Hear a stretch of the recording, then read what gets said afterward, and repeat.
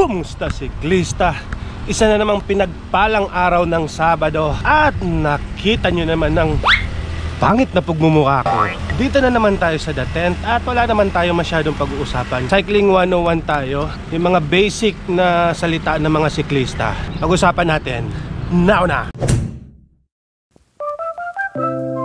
Meron nga ako nakitang mga salitang ginagamit ng mga siklista online. Sana payagan tayo ng MOB na gamitin yung mga salitang yon, kasama na ng mga impormasyon o yung pagpapaliwanag sa bawat salita. Shout out MOB Philippines! Unahin na natin ang salitang bonk. Ang bonk ay ang pagkaubos ng iyong enerhiya habang ikaw ay nagbibisikleta. Halimbawa ng paggamit ng salitang ito. Bonk na ako pare. Hindi ko na kayang pumadyak. Wala na akong lakas para magpatuloy. Ang ganitong sitwasyon ay makikita mo sa mga long distance cycling event o iba pang sports event na tumatagal ng 3 oras o higit pa. At karamihan sa mga nakakaranas ng ganito ay ang mga endurance cyclist at triathlete. At syempre, hindi natin kakalimutan yung nag-iisang sakit ng mga siklista. Tawag ay upgraditis. Upgraditis. Ito ang tawag sa sakit ng mga siklista na kahit maayos pa ang bike niya, palaging nag-a-upgrade. Lalo na kung may bagong piyesa sa merkado na bagay sa bike niya. Ano ang mga sintomas? Una na dito ang patuloy na pagbili ng bike parts na hindi naman kailangan. We have a problem! Ang pag-canvas ng presyo kahit wala namang budget. Sorry na! Huwag ka nang magalit! Nagagamit ang pangbayad ng mga bills para lang mabili ang gustong pyesa sa bike niya. Malala na to. Yung lagi ko ring nababanggit na salitang groggy. Groggy o laspag.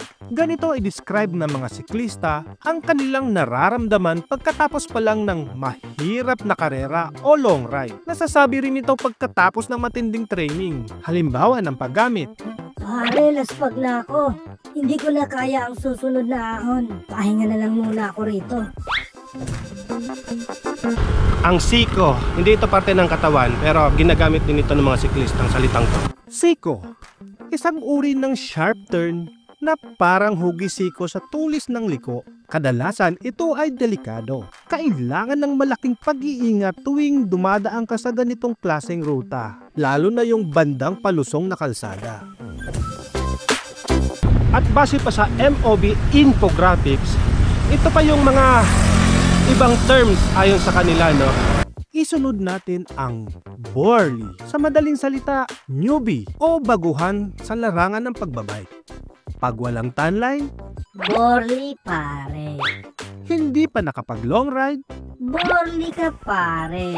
walang helmet magbike, Very Borly pare. mamaw. Ito yung tawag sa mga siklistang sobrang lakas, hindi lang sa ensayo, pati sa karera. Mamaw ang mga tawag sa mga siklistang palaging nangunguna sa karera, palaging nagpo-podium at palaging nangunguna sa mga matatarik na ahon. Mamaw din ang mga siklistang malakas maka-only rise.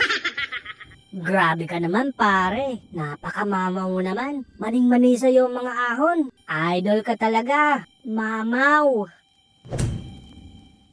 Ito ang iilan sa mga salita o termino na ginagamit ng mga siklista. Marami pa tayong mga salita na kailangan pang malaman. Kaya kung may alam ka, i-comment mo na sa video na ito para matalakay natin sa part 2 ang mga salitang ito.